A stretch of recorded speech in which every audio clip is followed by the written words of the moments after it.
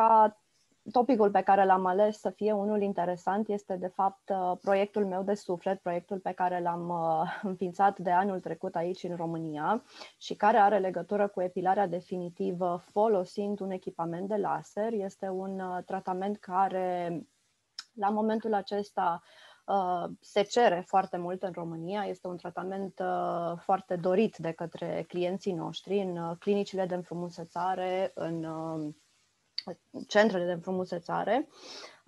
Există foarte multe echipamente care ajung aici la noi în România și am identificat această nevoie de a înțelege mai bine această procedură, deoarece, cu toate că suntem extrem de pregătiți, da, vorbesc aici de comunitatea noastră a cosmeticienelor, suntem extrem de bine pregătite în ceea ce privește tratamentele faciale, corporale sau practicile de epilare tradiționale, da? Cred că acela este dintre primele lucruri pe care le învățăm în școala de cosmetică și de asemenea folosim probabil în clinica noastră, în centrul nostru de înfrumusețare, folosim destul de multe echipamente, da? De înfrumusețare, de întinerire.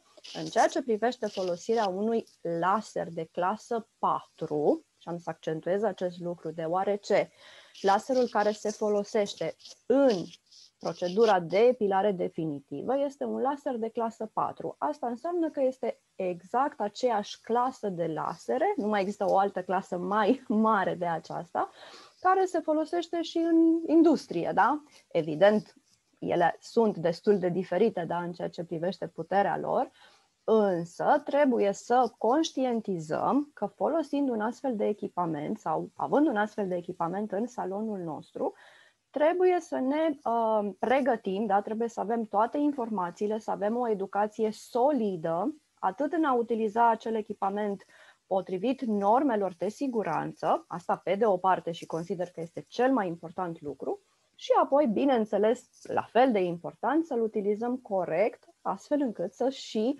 livrăm rezultatele pe care le promitem și pe care clienții noștri le așteaptă de la noi. Vă voi, să zicem așa, vom merge împreună astăzi prin câteva informații pe care din ce am observat eu, cu toate că le consider informații de bază, da? Sunt informațiile cu care trebuie să pornim la drum, încă par a fi un pic necunoscute. În primul și în primul rând să definim și să înțelegem ce este această procedură de epilare definitivă, da? Folosind o lumină, da? Lumina laserului în cazul de față. În primul rând trebuie să înțelegem că este o procedură estetico-medicală și o să înțelegem pe parcurs de ce ne apropiem, da? Ne apropiem de acest domeniu medical, de ce nu este o jucărie în mâinile noastre un echipament de laser, da? Este o procedură cât se poate de serioasă. Este o procedură progresivă, da? Nu voi veni la un tratament de epilare definitivă cu laser, voi face o ședință și apoi am scăpat de toată cantitatea de păr pe care o am pe o anumită zonă. Este un tratament progresiv, ceea ce înseamnă că am nevoie de mai multe ședințe. Și chiar vom atinge astăzi acest subiect, care de fapt este și foarte controversat și este prima întrebare pe care clientele ne o adresează, și anume de câte ședințe avem nevoie. Dar aceasta un pic mai târziu. În afară de faptul că este o procedură progresivă, este o procedură permanentă. Și la fel vom vedea, în primul rând, la ce ne referim când spunem că este o procedură permanentă. Asupra cărui fir de păr putem să avem acest rezultat permanent de distrugere, da, sau să zicem așa, traumatizare suficient de mare, astfel încât acel fir să nu mai crească în viitor. Și chiar din definiție putem observa un lucru extrem de important: care sunt firele de păr vizate în acest tratament de epilare definitivă. Acestea sunt firele de păr terminale. Corpul nostru, corpul uman, este acoperit complet, în afară de zona palmelor și a tălpilor, de păr, da? De când ne naștem. Majoritatea firelor de păr sunt, să zicem așa, aproape invizibile, da? Pe ochiului uman, sunt un pufuleț, așa cum îl denumim noi, sunt extrem de importante și au rolul lor, Însă, în anumite zone, da, zone influențate mai ales de la pubertate de hormoni, apare acest fir de păr terminal. Un fir de păr terminal este un fir de păr care are structură, grosime, lungime și sperăm noi, așa cum o să vedem imediat, culoare, astfel încât putem să îl tratăm cu acest gen de procedură. Cum funcționează practic această procedură? Primul lucru pe care trebuie să-l cunoaștem referitor la această tipologie de tratament este fototermoliza selectivă. Este un lucru pe care sunt convinsă că majoritatea dintre dumneavoastră îl cunoașteți, mai ales dacă ați lucrat sau lucrați cu acest gen de tehnologie sau tehnologia de lumină pulsată. Fototermoliza selectivă, evident, pornește întotdeauna de la o lumină. În cazul de față ne referim la o lumină laser, da? Sursa care generează o lumină de laser. Fiecare lumină, da? Fie că vorbim de lumina laserului sau a becului din camera în care eu mă aflu sau lumina soarelui, fiecare lumină conține o anumită cantitate de energie radiantă sau energie luminoasă, da? Cât de multă luminozitate, dacă vreți, are această lumină. De fapt, această cantitate de energie radiantă se măsoară, are o unitate de măsură și aceasta sunt julii pe centimetru pătrat. În momentul în care această lumină, care în fascicolul său are o cantitate de energie, întâlnește în pielea noastră o moleculă țintă, un cromofor, denumit cromofor, care de fapt este o culoare, se produce o transformare. Din energia aceasta luminoasă avem în pielea noastră energie termică, da? Sau mai simplu explicat, avem căldură. Și uite cum am pornit de la o lumină și am provocat căldură. Această căldură, atunci când vorbim de un tratament de epilare definitivă, trebuie să fie o căldură semnificativă. Da?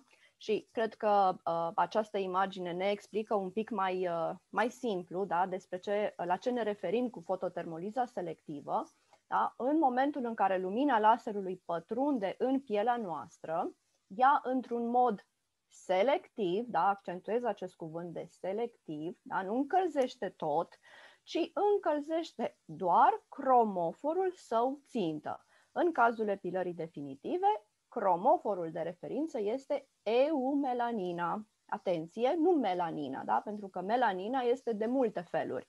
Este feumelanină, este neuromelanină. În epilarea definitivă, targetul nostru sau cromoforul nostru de referință este eumelanina sau, mai simplu explicat, culoarea neagră. Pentru a se produce ceea ce putem observa aici în a doua imagine, da, vedem acest fir de păr incandescent, da, care s-a încălzit, da, este roșu. Un factor important, esențial, fără de care nu se poate efectua această căldură, da, o căldură care o să vedem imediat va traumatiza și va arde acest fir de păr și nu de fapt firul de păr, ci altceva ne interesează pe noi în acel loc. Această căldură este condiționată de prezența eumelaninei. Dacă firul de păr nu este colorat, da, procedura de epilare definitivă cu laser nu ne poate oferi rezultatele la care ne așteptăm. Un alt lucru pe care aș dori să-l împărtășesc cu dumneavoastră astăzi și pe care, sincer, am fost surprinsă să aflu că nu este un lucru atât de larg cunoscut, sunt fazele creșterii părului. Din moment ce această procedură vizează firele de păr, printre primele lucruri pe care ar trebui să le cunoaștem extrem de bine este modul în care crește firul de păr. Știu că în vechime, da, și eu inclusiv în școala de cosmetică, am învățat că fazele creșterii părului sunt 3. Faza anagenă, catagenă și telogenă. Însă, de ceva timp, da, nu extrem de recent, de ceva timp, comunitatea științifică a descoperit și a definit într-un mod mult mai clar și mult mai corect modul în care crește firul de păr. În realitate există 5 faze de creștere a părului și acestea sunt anagen, catagen, telogen, exogen și kenogen. Și cred că poza, da, pe care am pus-o aici, sau mai bine zis desenul, da, că nu este o poză, ne arată în mod corect cum anume se întâmplă, da, care este acest ciclu de creștere a firelor de păr. În faza anagen avem un fir de păr matur, da, ajuns la maturitate. În faza catagenă, firul de păr, și când spun firul de păr aici, bineînțeles, mă refer la rădăcină, da? Rădăcina care era și conectată în piele, care primea acele microvase de sânge, care îi aduceau acel aport de sânge, de nutrienți, da? Care îl făceau un fir de păr viu. În rădăcina firului de păr se produce procesul apoptozei, da? Care este moartea programată a fiecarei celule din organismul nostru. Acest fir de păr ajunge, da, la finalul vieții sale și, după cum vedeți, da, se produce chiar o micșorare, o încrețire a firului de păr, da? Deci să știți că nu numai noi ne ridăm, chiar și firele noastre de păr la rădăcină se ridează, da, la bătrânețe. Și, așa cum se poate vedea din imagine, firul de păr începe ascensiunea sa către suprafața pielii noastre. Din punct de vedere biologic, acest fir de păr este un fir de păr mort. Și o să vedem imediat de ce putem afirma acest lucru. În faza telogenă, el ajunge la nivelul glandei sebacee, cu care de altfel este, da, foarte bun prieten. Știm că firul de păr nu există în pielea noastră singur, ci întotdeauna există o unitate pilifero-sebacee. Se află în continuare în piele. Glanda sebacee este poziționată destul de, să spunem așa, superficial, da? Dar este în continuare în piele și, mare atenție, este încă un fir de păr mort. În faza exogenă, mă gândesc că v-ați dat seama și datorită denumirii, da? De exo, da? De a ieși, este momentul în care firul de păr părăsește complet, da, pielea noastră. În faza kenogenă, kenos, în limba greacă, înseamnă liniște, pauză. Da? Deci în faza kenogenă, după cum se poate vedea, sau mai bine zis nu se poate vedea, că nu se întâmplă nimic, avem un moment de liniște, de pauză în pielea noastră. Acesta durează câteva zile, nu foarte mult, însă în anumite situații excepționale poate dura chiar și un an de zile. Evident, dacă ne uităm la aceste 5 faze, da? Din păcate nu putem interacționa la acest moment să vă pun întrebări, faza care ne interesează pe noi pentru a fi eficienți în epilarea definitivă este faza anagenă. Iar faza anagenă la rândul ei, da? Pentru că este faza care ne interesează pe noi, se împarte în 7 subfaze. Primele 5 denumite proanagen și ultimele 2 metanagen. Primele 5 sunt parte a, așa cum îi spune și denumirea, înainte de anagen, da? Deci firul de păr de-abia se formează, nu are culoare, este foarte subțire. Sunt 2 celule care devin 4, care devin 8, care, da? Așa mai departe. Doar în faza metaanagen avem, în sfârșit, firul de păr ajuns la maturitate, la dezvoltarea sa completă, ajungem chiar și noi să-l vedem din exterior, da? Ajunge la nivelul epidermei și ajunge la dezvoltarea sa completă și toate funcțiile endocrino-metabolice se desfășoară acum. Este evident că din toate aceste faze pe care vi le-am explicat acum pe foarte scurt, singurul moment în care noi putem să fim eficienți în epilarea definitivă cu laser este faza metanagenă. Și pentru că am spus că de fapt ținta noastră este alta decât rădăcina firului de păr, așa cum se crede, da, sau cum știm, de fapt, în realitate, ținta noastră adevărată, și am mai tot menționat acest lucru și cu alte ocazii, este un săculeț, care e foarte frumos desenat aici, denumit bulgi, atenție că nu este bulb, este bulgi, și care conține este un săculeț de celule stem, celule mamă, responsabile pentru producerea ulterioară a firelor de păr. De aceea, căldura pe care noi dorim să o creăm, da? Să o realizăm aici la nivelul rădăcinii, pentru că ea este cea care este colorată, care conține, vedeți aici, melanocitele, da, care sunt responsabile pentru producerea eumelaninei. Dacă vom reuși în faza metanagenă, în care acest fir de păr este încă conectat, da, la mămica lui, se ține încă de mână cu mama, da, de acest bulgi, căldura pe care o realizăm la nivelul rădăcinii va aduce o traumă, sperăm noi, suficient de mare, în anumite cazuri, Doamne ajută, chiar îmi place să folosesc chiar și cuvântul carbonizare, cu toate că e foarte greu de atins, da, a acestui săculeț. Astfel, de aceea putem afirma cu tărie că dacă procedura este efectuată corect, dacă firul de păr terminal are eumelanină, acel fir de păr, dacă se întrunesc toate aceste criterii și se află, bineînțeles, da, în faza metanagen, va fi distrus în mod permanent. Bun, am spus că voi atinge foarte, foarte rapid astăzi problema aceasta, da, întrebarea câte ședințe am nevoie, 6 ședințe, 8 ședințe, 12 ședințe. Vorbesc zi de zi cu dumneavoastră, primesc foarte multe telefoane și la cursuri, da, este cea mai importantă întrebare, pentru că clienții vor să știe câte ședințe am nevoie. Bun, și mi se spune, păi atât de clienții finali cât și de operatorii de laser. Am făcut 5 ședințe sau 4 ședințe și rezultatele sunt foarte îndoielnice, nu sunt mulțumită. Am făcut 10 ședințe, am făcut 15 ședințe și nu văd rezultate. Și cred că această imagine a acestui șoricel care aleargă în acea roată este foarte sugestivă.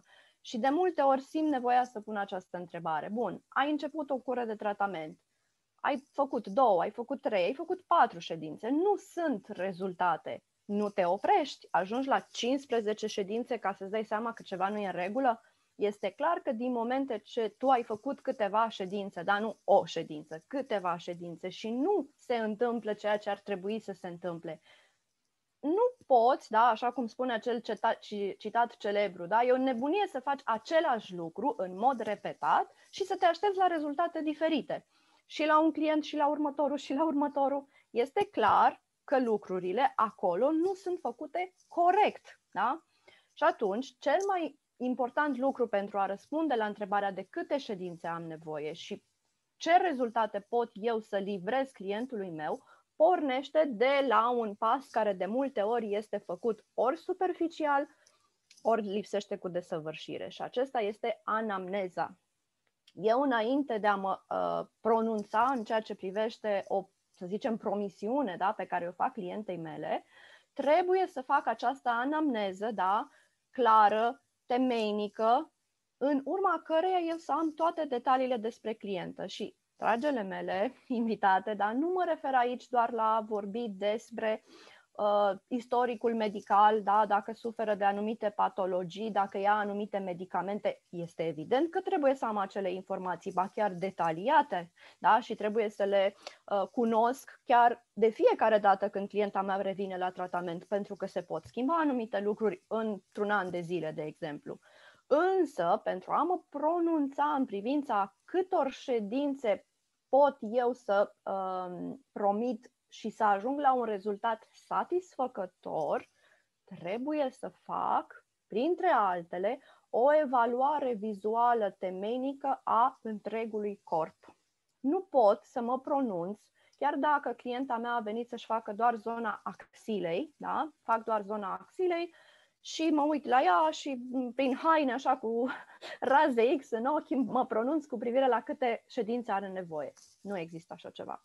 Clienta noastră, la prima consultație, atenție, nu vorbesc de prima ședință, vorbesc de consultație, va veni și noi se face o evaluare extrem de riguroasă și care trebuie învățată corect, da? Se numește scala Ferryman-Galloway, se dă la fiecare zonă pe care o vedeți aici, se dă un scor, se face un total, lucrurile sunt cât se poate de, dacă vreți, matematice. Da? Nu este o evaluare așa ochiometrică și la cum mi se pare mie clienta, cam așa atâtea ședințe am să-i propun.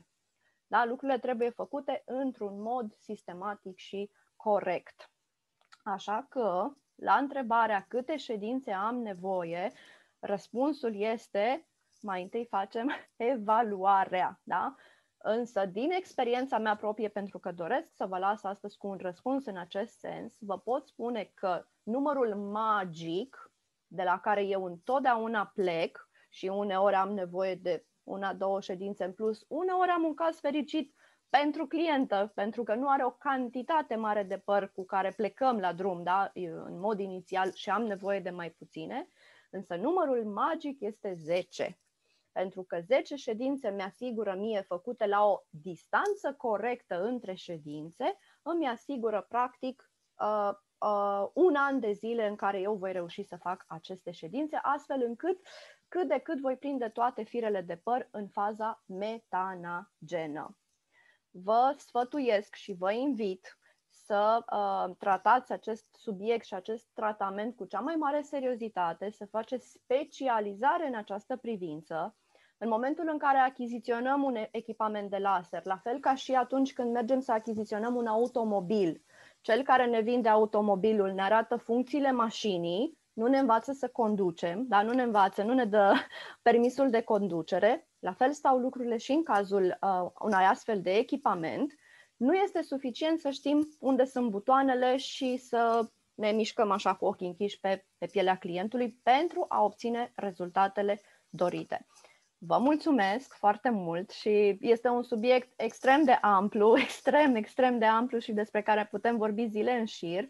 Sper că aceste câteva informații pe care le-am selectat și am dorit să le împărtășesc cu dumneavoastră au fost interesante, au fost gustoase, da? V-au dat gustul acesta al acestui tratament și cu drag vă stau la dispoziție pentru orice fel de întrebări și nelămuriri ați avea cu privire la acest subiect.